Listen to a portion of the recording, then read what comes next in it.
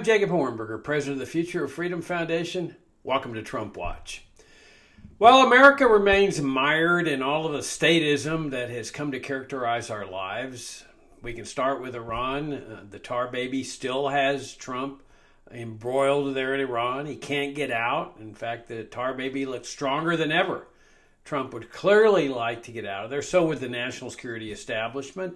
They're supposedly running out of ammunition, if you can believe that, with their $1 trillion budget. They obviously would like to go on to other escapades in order to distract Americans from this fiasco. That was what they did, of course, with the Afghanistan fiasco, 20 years of killing people, dying, and so forth. And for what? But to distract Americans, they were ready with another crisis where they were moving NATO the entire time up to Ukraine, and as soon as it was necessary to create a new crisis for the American people, they pulled the trigger and invited Ukraine to join NATO, which they knew was going to produce an invasion. And then it was, Cold War all over again. Oh, the Russians are coming. They're going to take over Eastern Europe. They're going to take over Western Europe. They're going to come to South America. They're going to conquer the United States. It was just a Cold War racket all over again, except for the fact that Russia couldn't even conquer Ukraine. And so that little scheme dissipated real fast, but the United States is still mired in that conflict. I mean, let's face it, the Ukraine is just a proxy for the United States. And now you've got Iran embroiled in this thing because Ukraine has just attacked some pipeline that Iran has to Russia. And there's nothing more than Zelensky would love is to have the United States come directly in, not just by supporting Ukraine, but by becoming a participant in the war against Russia. And so you've got that risk now, and we all know what that possibility holds if the United States ends up with a direct conflict with Russia. But Zelensky would love that. And so, but you've got that danger of this tar baby. And clearly Trump can't get out. He's tied there. The national security state can't get out. But make no mistake about it, they've got an infinite number of crises and chaos and wars and to distract the American people and to keep everybody all hyped up and embroiled in this life that we live with forever conflicts and wars and sanctions, embargoes. It's just total chaos that keeps Americans on edge. It's just no way to live. But this is what comes with a national security state form of governmental structure. It comes with a foreign policy of foreign interventionism. The temptation is, it's all Trump's fault. It's all Trump's fault. This is Trump's war and stuff. No, it isn't. This is a systemic problem.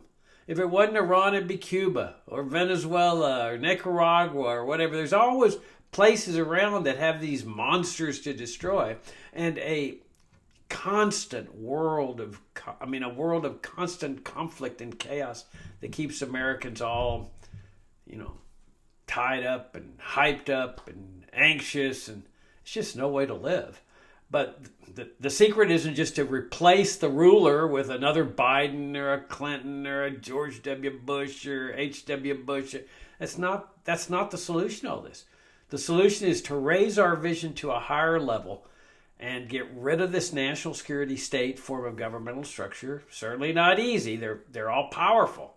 They really are the power base of the federal government, but not impossible. And restore a limited government republic. That was our founding governmental system. And end this foreign policy of foreign interventionism, sanctions, embargoes, blockades, and so forth, that just keeps America in this world of constant conflict and chaos and war and hostilities and enemies, opponents, rivals. It's just ridiculous. So we've got the tar baby going on. Now, there's been some interesting developments in another area of statism in which America's mired, and that's the drug war overall, and then the drug war killings in the Caribbean and off the coast of Venezuela and Colombia. The military's killed around 200 people in these boats And it's murder. I mean, there's no question. These are military murders. They say, oh well, it's we have secret information that they're transporting drugs. Well, they can't share the secret information, but it doesn't matter. Just because the government's got secret information that somebody's committing a crime doesn't give them the authority to kill those people. They're supposed to arrest them. That's our criminal justice system. That you arrest them, you indict them, you bring them to trial. And don't forget, there's always a possibility that people will be found not guilty in a trial. That's the whole idea of a trial, that they got to come and prove guilt. So the fact that they keep the information that they use to justify these murders secret, it's really irrelevant whether it's secret or not secret. They don't have the legal or moral authority under our criminal justice system to just go and murder these people. And that's what it is. It's just state-sanctioned murder. But the Pentagon and the CIA, I think it's the CIA, no, it's the DEA. The DEA and the Pentagon have now come out with a report, according to the media, that saying that it hasn't affected the supply of cocaine into the United States. These are drug murders. Duh. I mean, like, does that come as a surprise? I mean, did anybody really think that killing these people in these little boats was going to win the war on drugs? This thing's been going on my entire life. 70 years or so at least. They've had mandatory minimum sentences, civil asset forfeiture, where they steal money from poor people on the highways. They give inordinately high jail sentences to drug dealers. They just finished doing that to this guy. What's his name? Ismael Zambada Garcia. He was the head of the Sinaloa cartel there in Mexico, along with El Chapo. They both are sitting in a federal penitentiary. Life sentences. What difference does it make? Federal judges who are giving out these sentences, I'm sure, are sitting there saying, I'm going to win the war on drugs single-handedly, or I'm going to mete out this life sentence. What difference does it make? They've got people replacing them in Mexico. There's always replacements. And it's like, I saw all this hype back, I don't know, when was it, 70s or 80s with Pablo Escobar in Colombia. Oh, if we just get Escobar, boy, the drug war will be won. And they end up killing the guy. What difference did it make? Just quickly replaced by somebody else. I mean, that's that great series on Netflix called Narcos. If you haven't seen it, I highly recommend it, because it really goes to show you how ridiculous this whole thing is. It's really a power play. The war on drugs is just a way for the U.S. government to exercise power over the American people, to keep us as serfs, to keep us under control. Because notice, it never goes away. No matter what they do, all the high jail sentences, the harassment, abuse, mass incarceration, especially of blacks, because it's a racist government program. There's no question about that. But regardless, they crack down, they kill these boat people. What difference does it make? It just keeps going on and on and on. And surely they see that. I mean, Americans should be able to see it. These federal judges are just repeating what federal judges said 50 years ago. I grew up there on the border. I practiced law there for many years on the border. I saw federal judges meting out these high jail sentences in the drug war. They all thought, we're going to win the war on drugs, and the prosecutors were going to win the war on drugs. All those assistant U.S. attorneys, some of whom I went up against, I'm sure they're retired now, living off their fat little pensions. And the U.S. attorneys now, assistant U.S. attorneys, are just repeating the same mantras. Record drug bust, record drug bust. Who cares? What difference does it make? The drug war just keeps going on and on and on. Nothing changes. It's just a racket. It's just a great big racket. And it's the drug war that gives rise to the cartels. You see, because it's a black market. Without the drug war, there'd be no cartels. And they say, well, we're fighting against the cartels. Well, they're not really, because the way to get rid of the cartels is to get rid of the drug war. But the more they crack down, the more powerful the drug cartel comes into play. Okay? So it's like this perverse system where they give rise to the drug cartels, which they then use as the excuse to crack down. And then the crackdown makes the cartels more powerful because the price of cocaine or other illicit drugs is just skyrocketing and attracts more people. So you got all that statism going on. And I'm sure this is why they're now attacking the International Criminal Court.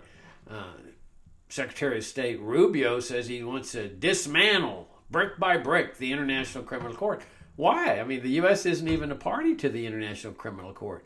Well, because the International Criminal Court, my opinion is they're going after him because they've got this Rodrigo Duterte, the former dictator of Philippines, under indictment.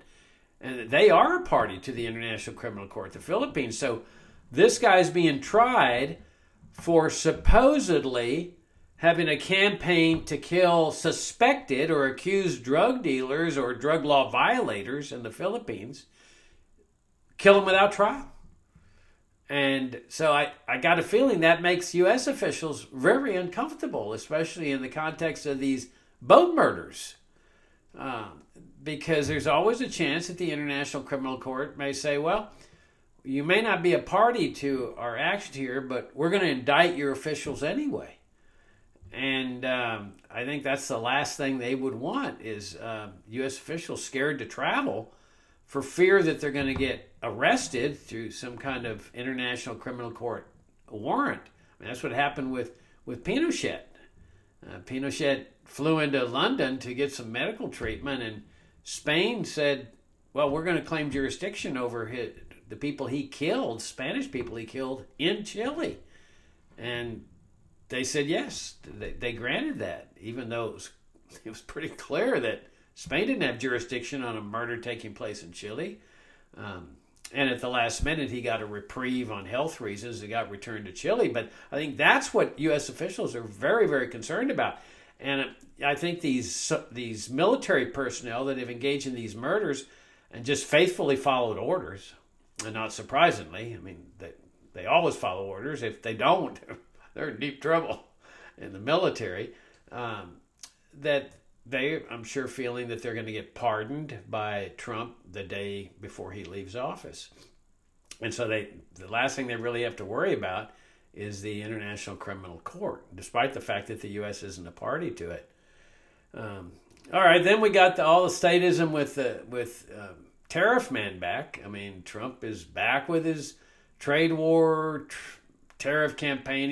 He's bragging about it. He's going to speeches, conferences, and gatherings saying, man, I've raised tariffs again. You see, the Supreme Court declared his tariff scheme unconstitutional. So he just found other laws to justify the reimposition of the tariffs. And if those get knocked out, he'll find another law. I think he's now relying on the Hoots-Smalley tariff of, I don't know what, 1930s or something like that. I mean, it's just amazing. And he's bragging about it. He's essentially saying, I'm raising taxes on you people here in the United States. See, he still's operating under this pretense that the foreign country pays the tariff. Oh, man, I'm teaching them a lesson. I'll put a 50% tariff on Canada or whatever, my man. That'll punish Canada. No, it's a punishment of the American people. What did we do? But that's what a tariff is. It's just a tax. It's a sales tax. Instead of a sales tax on a domestic good that you pay for when you go and buy something, a computer or whatever, you pay a sales tax. It's just a sales tax on a good that's manufactured or produced in a foreign country. But it's the American people that are paying these taxes. And that means more money for the federal government, just filling up their coffers there. But I mean, either saying, man, I'm raising your taxes. And all his MAGA supporters, yay, this is great. Beat us some more with this statism. Quite amazing.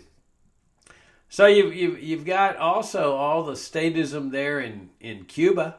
I mean, they've got that oil embargo. It's a blockade, really, where they're not letting any oil in there. And it's just amazing. You can just read in the press how horrific the consequences are. And I find it so interesting that the right-wingers say, oh, no, it's not the embargo, Jacob. It's not the blockade. No, that's not doing anything. It's their socialist system there.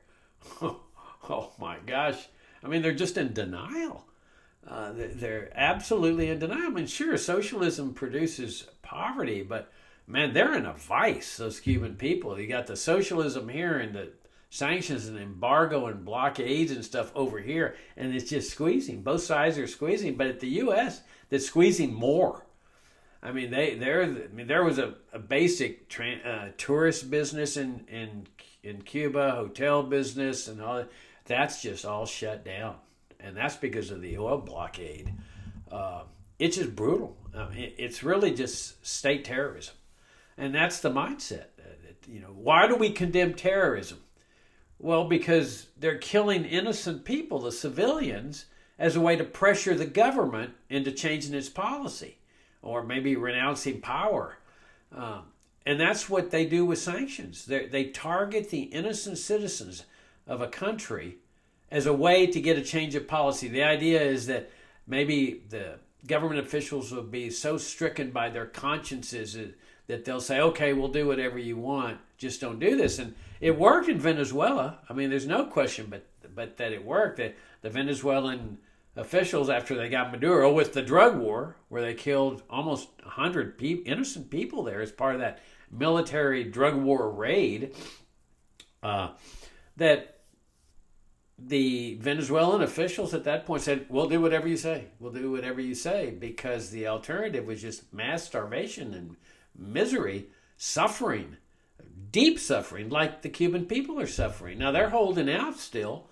They're watching, I'm sure, the Iranian situation very carefully, because as long as Iran keeps going on and the U.S. military is tied down there with their own little blockade, they're hard-pressed to come and invade Cuba, which is what they clearly would love to do.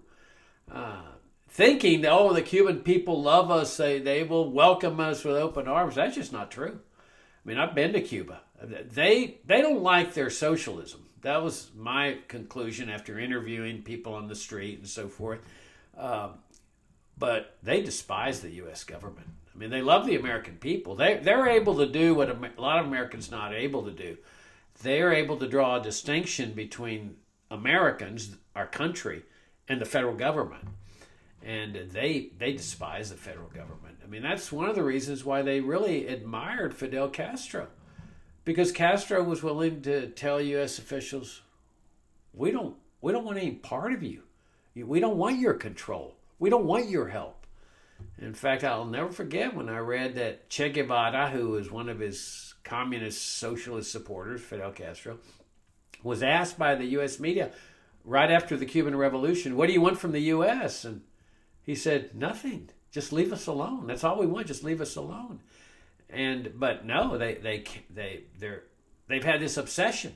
They cannot leave Cuba alone, and they build up this fake lying mindset of, the Cubans are coming to get us. They're behind the Democratic Socialists, behind Mamdani and Bernie Sanders, and they're doing this as a way to take over the federal government. It's just the Cold War racket all over again, and there's no possibility that Cuba's coming to get us. I want to put everybody's mind at ease. They're not going to invade Miami and work their way up the seaboard, their eastern seaboard, and take over the public schools and establish Sharia law. No, sorry, Sharia law. That was the Muslims. That was the worldwide caliphate that was coming to get us and establish Sharia law. The Cubans, I guess, are just going to take over the public schools so they can teach communism there. Just the whole thing is just so ridiculous, absolutely ridiculous. The U.S. has always been the aggressor against Cuba. Always. They invaded Cuba with the CIA's fiasco with their Cuban exiles at the Bay of Pigs. They had assassination plots. Imagine trying to murder the leader of a foreign country, a country that has never attacked the United States. That's just out and out murder. It's no different from murdering those boat people. And but they didn't succeed there like they did with Patrice Lumumba. They were orchestrating an assassination murder of him. They murdered that Iranian general, Soleimani. I mean, this is a government that's out of control. I mean, there is no Bill of Rights when it comes to this national security state form of governmental structure. The Supreme Court has made it very clear they're never going to touch the military and the CIA and the NSA. I mean, I guarantee you, you don't see the Supreme Court or the federal judiciary getting involved over there on those boat killings. And they're not going to touch it. I mean, the national security establishment is all powerful in terms of this federal governmental structure. Nobody's going to touch him. Congress isn't going to touch him. The Supreme Court isn't going to touch him. And if Trump decided to take on this deep state like he said he would before he got into office, I'm going to drain the swamp, I'm going to go after the deep state, I guarantee you that he would lose that war just like John Kennedy lost the war when he took him on. So Trump's not about to do that. Trump's been, in my opinion, just absorbed by the deep state. And like I say, it's a systemic problem. And the people in Cuba are paying the price, along with other people around the world. The Iranian people have paid the price with decades of brutal sanctions that impoverished them and sent them on the precipice of starvation and misery and suffering, which is only aggravated by now that they're bombing the bridges and the power plants, and it's just horrific. But the U.S. has sent humanitarian assistance to Cuba. Oh my gosh, humanitarian assistance. That's like breaking a guy's legs and then saying, well, we're going to send you crutches. Oh, look how good and kind we are. We're sending the crutches. You broke the legs, dude. Where's your humanitarianism? And how is a government supposed to be good, kind, caring, and compassionate? I mean, but that's the mindset, that we have a good, caring, compassionate government. Well, don't forget, it provides us our Social Security, our Medicare, our Medicaid, our education. It takes care of us. It's our daddy. It provides, it keeps us safe from all the boogeymen in the world. The illegal immigrants, the drug dealers, Russia, China, Iran, Iraq, Afghanistan, the Muslims. I mean, on and on. There's a lot of boogeymen in the world. But our daddy keeps us safe. And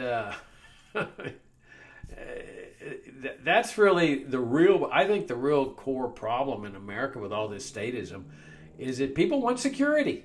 Okay? I mean, that's what characterized, that's what's the difference is between our American ancestors and our 19th century American ancestors, is that they were not looking for security. That was why, like in my favorite period of time, 1870 to 1910 or so, there was no income tax, Social Security, Medicare, Medicaid, welfare.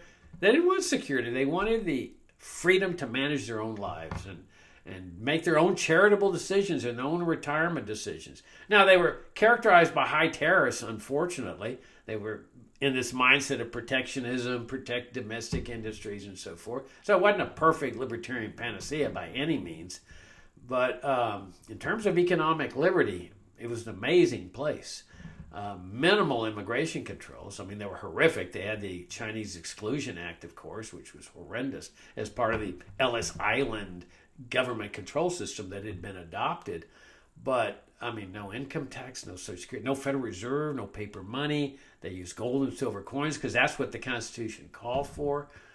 No economic regulations, no minimum wage laws, no rent controls.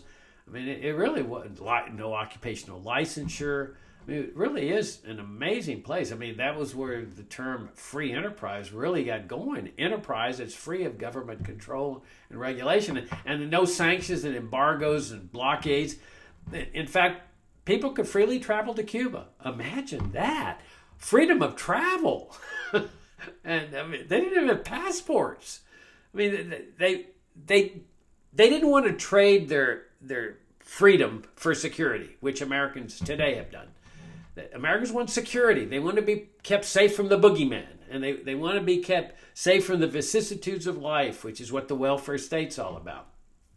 But look at what happens. You go to Cuba today as an American, and you spend money there, you're under indictment as soon as you get back. They will arrest you right there at customs. They will arrest you. They will get a grand jury federal grand jury to indict you. They will prosecute you, they will convict you, and they will send you to jail and fine you big time because you have violated their beloved sanctions and their beloved embargo. And so that's what a lot of Americans don't realize, that in this granting of power to the national security establishment and to the federal government in general, they've surrendered their freedom. I mean, when you're not free to travel to any country you want, spend your money any way you want, I will guarantee you, you are a serf. You may convince yourself that you're free, but you're in fact a serf. Now, as I've mentioned in previous episodes of Trump Watch, one of the most amusing aspects of this whole thing is what's going on with Venezuela. Because, over here, Trump's decrying communism and socialism, and he's saying he's a communist, and they come out with this report that communist Cuba's, infiltrating America, and that's what they're going to use as part of their midterm election strategy to try to distract attention from the high gas prices and the grocery prices and stuff that are coming out of the Iran war, the tar baby there, because I got a feeling this tar baby may still have Trump by the time the midterms arise. So now they're trying to distract attention with this new Cold War racket. And they're decrying communism and socialism. But in Venezuela, they decried their socialist communist regime of Hugo Chavez, Maduro, the whole thing. They called it a narco-terrorist regime. They've got the Minister of the Interior right now under indictment on their beloved drug war, but they're not touching it because he's our brute now, because they've kept the socialist system intact in Venezuela. Now, I'm not saying they should have done a regime change operation. I'm saying they should never have intervened in the first place. But there were a lot of people that believed and hoped that they would not just capture Maduro and bring him back for a drug war trial, but they would change the whole regime to a legitimate regime, the regime that won the election in 2024, the presidential election, because clearly Maduro just stole it.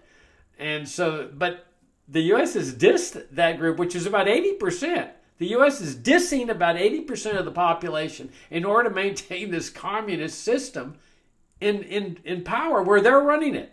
I mean, effectively, it's U.S. officials that are running this communist system while they're decrying the communists up in New York. I mean, it's really quite amazing. I mean, it's just phenomenal. And they won't allow elections. Now, let me tell you the irony of that. Over in Nicaragua, you've got a communist system too. Daniel Ortega, who's dyed-in-the-wool socialist communist, has been in power 30 years or so. His wife is vice president, if you can believe that. And they're suffering misery. I don't know whether the U.S. has sanctions on Nicaragua or not. It wouldn't surprise me. But clearly their socialist system is primarily responsible for the tremendous impoverishment there. He's just announced that there will be no more elections. Okay, he's canceled elections forever, for as long as he lives. I think he's about 80 now. And that's what the U.S.'s position is in Venezuela, no elections. So you've got these two communist regimes, socialist regimes in Venezuela and Nicaragua, and one is run by the U.S. and one is run by Daniel Ortega, and they're both saying no elections. We have to keep this regime in power, because they both know what would happen with elections. People would vote for somebody else, and clearly that's the case in Venezuela. I mean, the leader of the dissidents, Maria Corina Machado, there's no question that if she ran for president, she would win. I mean, sure, she's lost a lot of respect because of her curtsying to Trump and giving him her Nobel Prize, which was a disgrace. But she's no different from Delcy Rodriguez when she criticized Delcy Rodriguez, the interim president of Venezuela, who's a dyed-in-the-wool socialist.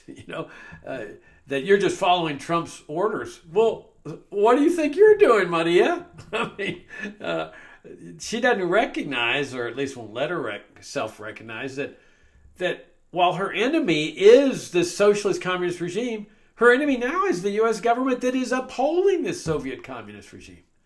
I mean, just massive statism.